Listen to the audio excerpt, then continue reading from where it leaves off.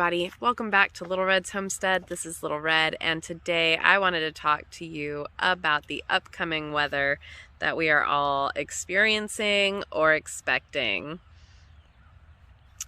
We are expecting some freezes here in Texas, and it's going to be abnormally cold for our region. So before I jump into the meat of this video, I just wanted to take a minute to tell you a little bit more about what you might expect to see in my videos, and a little bit more about me.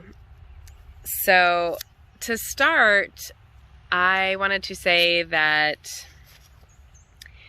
I called myself an intuitive gardener in my first video, and I wanted to let you guys know that, first of all, I just made that up. I didn't get that out of a book. I didn't get a certification. I am an intuitive gardener because, I mean, I've read some books, but I really learn hands-on. I have to do.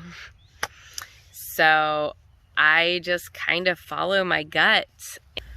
So the other thing is that, you know, we bought our house last year in May of 2020, and so we haven't even been here a year yet. We are still very much recovering from buying a house. And on top of that, COVID hit, and, you know, we've lost income. So we are working with what we have. We are taking it slow. This is only the beginning. This little bitty garden behind me is going to transform so much. The things you're going to see on my channel are going to be free or cheap and easy. So what I'm getting to is that I really want this space to be a space for everybody. I want to share gardening with the world. I love gardening. I think it teaches us so many life lessons and provides so much. It's just really special to me. So here we go, on to the good stuff. All right, so to start, I want to mention that below 32 degrees is considered a frost, and below 28 degrees is considered a hard freeze. One of the first steps I'm going to give you is watering the soil. Water your soil when the temps are above 40 degrees. Don't soak your plants, but give them a nice, good watering. Watch the weather and know your own microclimate.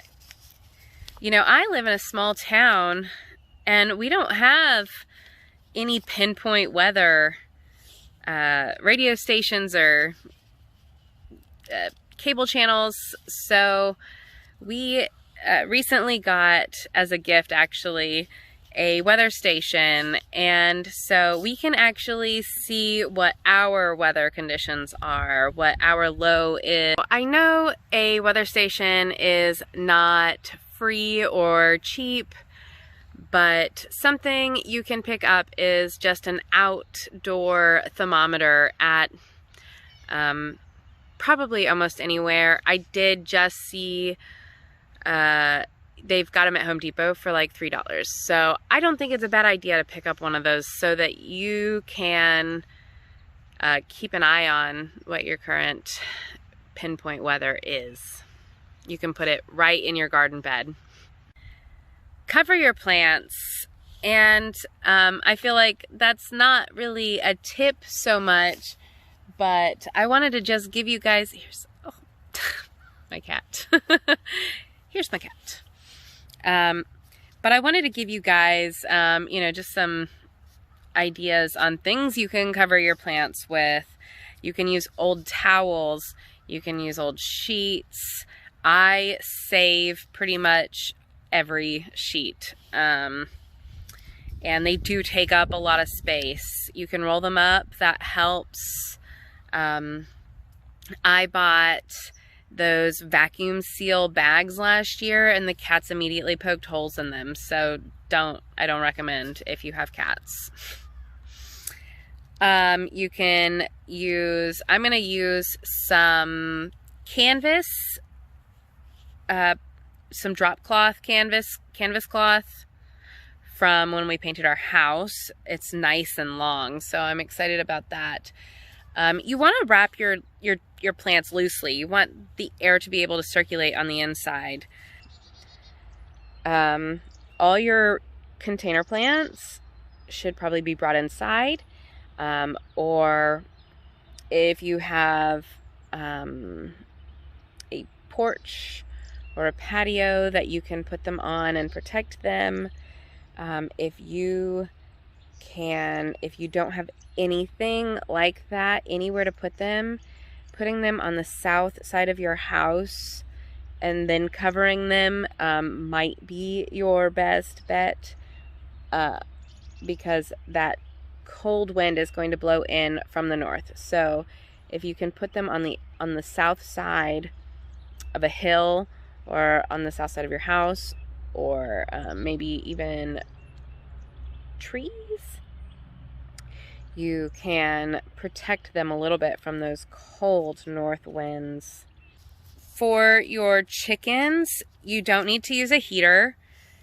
They will huddle together for warmth, and they fluff out their feathers, and they stay warm that way. If you use a heater and you've got straw or hay or pine chips in your chicken coop, you could just be asking for trouble. So I read about the deep litter method, which is basically you just don't clean their poop out all year, and you layer with like your straw or your hay or your pine chips, whatever it is that you're using, and throughout the year, and it starts to decompose, right, and like break down, and that creates heat. And so I've cleaned my coop out once since I've gotten it, but it's still got a pretty nice layer of some poop. So I was excited to learn about that. You can feed your chickens corn in the evening. That fills up their belly and helps them stay warm. So don't lock your chickens up during the day when it's cold, when it's frozen, because if they don't want to be out in the cold, they won't go out in the cold. I did read some more about using like petroleum jelly on, their like stuff here. I don't know the scientific words, sorry. But I don't think it's gonna get that cold here, so that's kind of out of my territory. Something else that you would like, that I wanted to tell you guys to do, is wrap your pipes.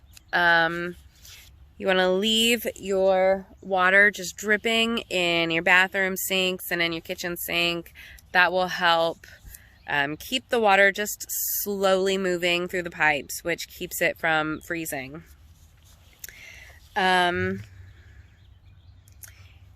Unhook your garden hose after you've watered your plants and in preparation for the upcoming freeze. Unhook that water hose. Get the water out if you can. You can protect your soil with compost and cover crops, especially if you are going into the winter and preparing for winter weather. Protecting your soil with cover crops is a great idea. I will probably do more of that next year. This year, I just didn't have time. So a couple of the things that you can do if you are ready to drop some money is you can go buy mulch. You can get floating row covers and cold frames. You can put things over your garden beds that will protect them, kind of like a greenhouse. And the last option I've written down is building a greenhouse or buying a greenhouse. If you've got one of those, or if you are interested in investing in one, that's awesome. I would love one, and maybe one day I will get there, but it's not in the cards for me right now. We have a really long growing season here, so it's not something I concern myself with too much. If you made it all the way to the end, thank you so much for watching and watching me grow. I hope you have a beautiful day.